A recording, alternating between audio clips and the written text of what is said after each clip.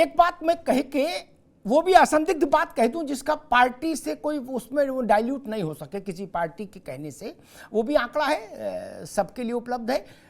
पिछले एक वर्ष में, राघवेंद्र जी आपके पास आ रहा हूं, पिछले एक वर्ष में वाराणसी में काशी कॉरिडोर बनने के बाद 8 करोड़ लोग आए।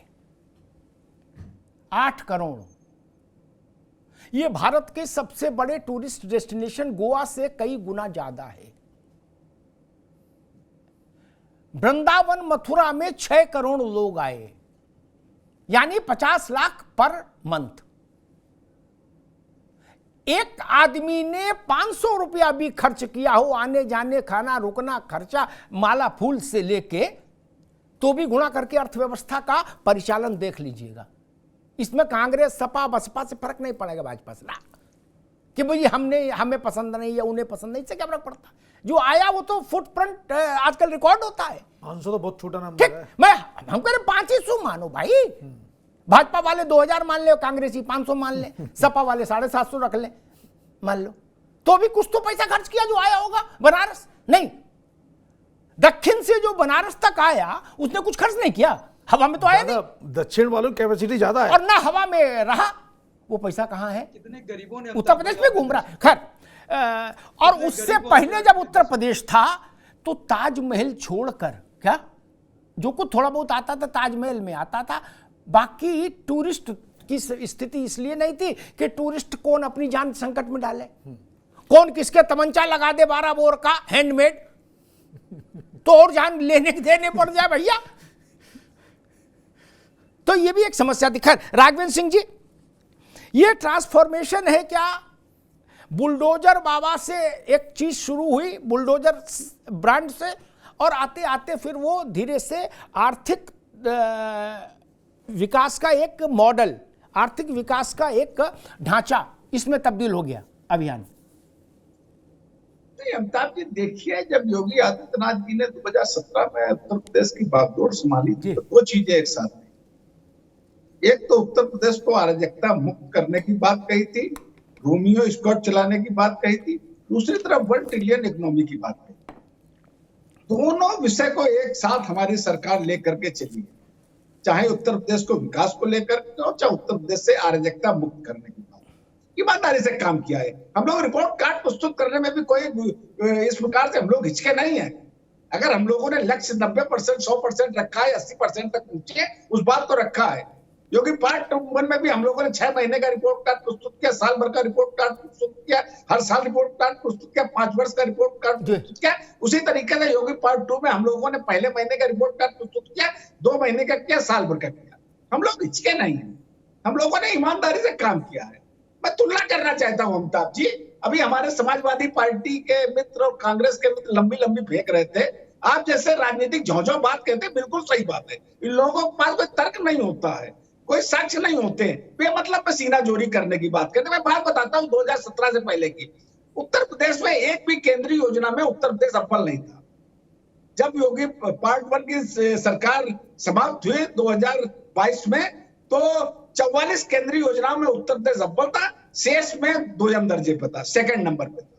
इसी प्रकार से जब भारतीय जनता पार्टी ने उत्तर प्रदेश में सरकार संभाली तो बेरोजगारी दर उत्तर प्रदेश में 17.5% थी।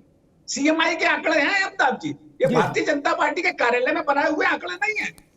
2022 की बात मैं कर रहा हूँ, 3.5% बेरोजगारी दर लाने का काम किया हमारी योगी आदित्यनाथ सरकार ने।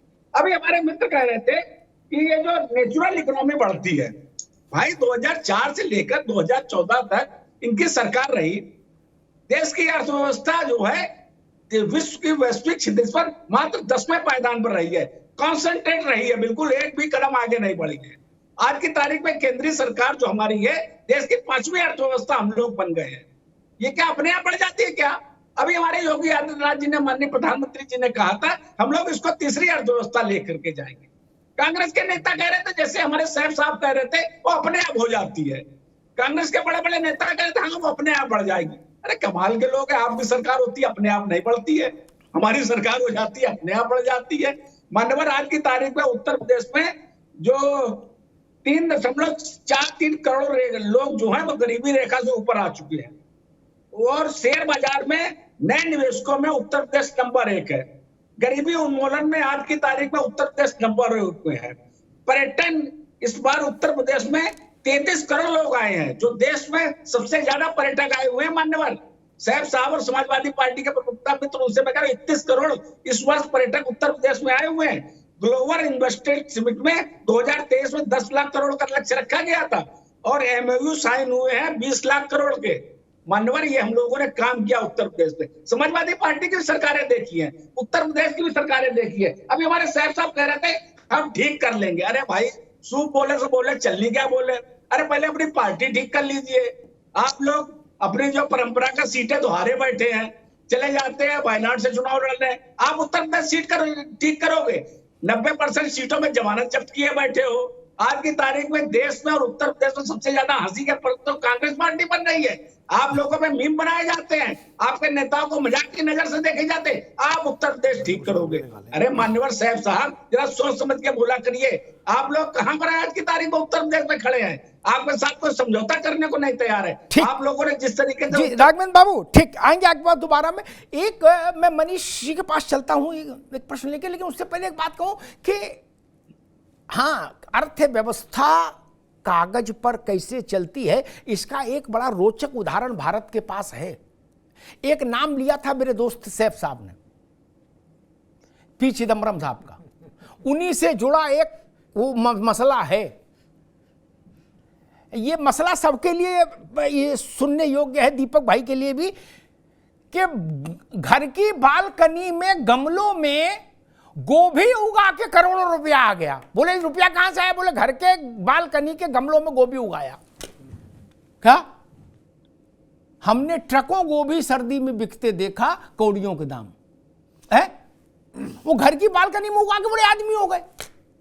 अब ऐसी अर्थव्यवस्था को तो प्रणाम करना पड़ेगा। फिर ऐसा मंत्र किसी के पास नहीं कि बालकनी में गोभी बेच के अरबों करोड़ों आ जाए। मित्र, ये किसके पास है? ये तो चिदम्बरम साहब जैसे लोग ही जान सकते हैं, जो बड़े लोग हैं भाई, और कौन जान सकता। मनीष जी, मेरा कहना यह कि जो चीजें परसेप्शन की हो उन पर विवाद होना चाहिए, ठीक, लेकिन जो चीजें आंकड़े की हैं उन पर विवाद कैसे हो जाएगा?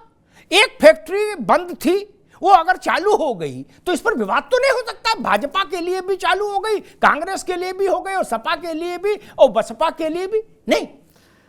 अमिताभ जी, ये मैं नहीं समझ पा रहा। स्थिति ये है कि राजनीतिक दल किसी भी सच को स्वीकार नहीं करना चाहते। ये देश का दुर्भाग्य है। अब इस सैफ साहब ने कहा कि भाई जो हर 4-5 साल में जो है जीडीपी डबल हो जाती है। मैंने कैलकुलेट करके देखा, 1922 में 222 करोड़ की हमारी देश की जीडीपी थी। उस लिहाज से देश की जीडीपी 2010 में 36 लाख करोड़ होनी चाहिए थी, और थी कितनी? 1,36,000 करोड़। इसका मतलब है, और अगर मैं चार्ट देखता हूं, 3.5 से 5% एवरेज जीडीपी ग्रोथ थी। और इसी आंकड़े को अगर 2010 से 2022 तक देखेंगे तो आंकड़े आपको उल्टे नजर आएंगे, सिवाय 2019 और 20 को छोड़ने के बाद।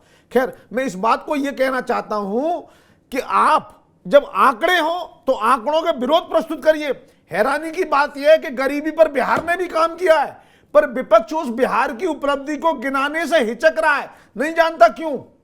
और आपने एक लास्ट में एक बात कही ना चिदम्बरम की, काले धन को उन्होंने कन्वर्ट कर लिया क्योंकि एग्रीकल्चर इनकम पर टैक्स नहीं है। ये अलग बात है कि वो एग्रीकल्चर इनकम हुई थी या नहीं हुई थी। उसी तरीके से जिस तरीके से उन्होंने गोभी उगाई थी, उसी तरीके से प्रियंका गांधी ने एक पेंटिंग बनाई थी जिसे राणा कपूर ने खरीदी थी यस बैंक ने। प्रियंका जी ने उसके बाद दोबारा कभी पेंटिंग नहीं बनाई जो करोड़ों में बिकती हो। ठीक है ना, मतलब पेंटिंग तो ठीक है, अब क्या करिएगा, और बागबानी भी ठीक है, हो जाए तो क्या करना है, ठीक है। दीपक जी, जो लोग उत्तर प्रदेश के हैं, लोकतंत्र में सबसे सरल बात ये आंकड़े हटा भी दें तो क्या है, जिसमें इम्तिहान में सबको बैठना होता है, जो लोग राजनीति करते हैं। चुनाव, कोरोना की विभीषिका के बाद चुनाव हुआ तत्काल बाद, ठीक, अभूतपूर्व त्रासदी थी। 100 वर्षों में वैसी त्रासदी दुनिया ने देखी ही नहीं थी। क्या 100 वर्ष पहले देखी थी, ठीक। वैसी त्रासदी से निपटने के बाद सरकार चुनाव में गई, आप लोग भी गए। जो यहां कह रहे वो वहां भी कहा आप लोगों ने चुनाव में नहीं, तब कैसे जिता के भेज दिया? मान लीजिए आंकड़े एक तरफ रख दें तो अल्टीमेटली कॉपी कौन जांचेगा आपकी? जनता। खुद तो जांचने का भाई चलन आया नहीं कि भाई हम अपनी कॉपी खुद जांचेंगे, जांचेगी तो जनता ही। आपने अपना केस लड़ा था जनता के बीच में, आपने भी, कांग्रेस ने भी, बसपा ने भी, भाजपा ने भी। क्या 22 का जनादेश ये नहीं बताता कि जनता को जमीन पर कुछ राहत दिखी होगी, कुछ आशा दिखी होगी, इसलिए उसने योगी आदित्यनाथ की सरकार को दोबारा बहाल किया? दीपक जी, अब देखिए वो तो चला चली की बेला है। 2022 में ये सही है कि हम लोग को विपक्ष में चला चली की बेला का अभी तो 22 साल भर हुआ नहीं, 22 अभी 2024 में भी चुनाव है, अभी लोकसभा का चुनाव, अभी 6 महीने बाद लोकसभा का अच्छा, चुनाव। मुझे लगा उत्तर प्रदेश में चला चली की बेला बता दिया आपने। नहीं, बिल्कुल चला। 2022 जब खत्म, दीपक जी 2022 देखिए, अरे कुछ सोच के बोला करिए भाई। एक मिनट उनकी बात आ जाए, राघवेंद्र जी उनकी बात आ जाए, दीपक जी की। राघवेंद्र भाई बड़े भाई हो आप कुछ अगर आप बोल रहे तो मैंने एक शब्द आपको इंटरप्ट नहीं, आप क्या बोलो दीपक भाई, बोलो। नहीं, अगर आप यही परंपरा डालना चाहते हो तो अभी थोड़ी सी आवाज आपसे जाता है, इसलिए थोड़ी सी आवाज आपसे जाता है, इसलिए आपको फिर मैं बोलने नहीं दूंगा राघवेंद्र भाई, अगर आप तरीके से इंटरप्ट करोगे, क्योंकि आप मेरे बात बोलोगे, आप बोल रहे थे, आप जो भी जितना भी झूठ साथ, आप $1 ट्रिलियन की बात कर रहे थे। ग्रोथ रेट आज की तारीख में उत्तर प्रदेश का क्या, यही बता दो आप। ग्रोथ रेट उत्तर प्रदेश का क्या है? $1 ट्रिलियन की आप बात कर रहे हो। $1 ट्रिलियन कब होगा? जब ग्रोथ रेट कितनी होगी? आज की तारीख में अमिताभ भाई ग्रोथ रेट है 12 से 13%, जो एक्चुअल में है भी नहीं, लेकिन हम मान लेते हैं। जब तक 34% ग्रोथ रेट नहीं होगा तो आप कैसे $1 ट्रिलियन की बात कर रहे हैं? और अभी आप अमिताभ भाई, आप गमले में पैसा उगाने की बात या जो भी आप कह रहे थे, मैं उस पर नहीं जाना चाहता। मैं नहीं कह रहा भैया, जो अदालत में कहा सो कह रहा हूं, मैं थोड़ी ना गोभी उगाता हूं यार, गजब कर रहे हैं। जी चलिए, गोभी।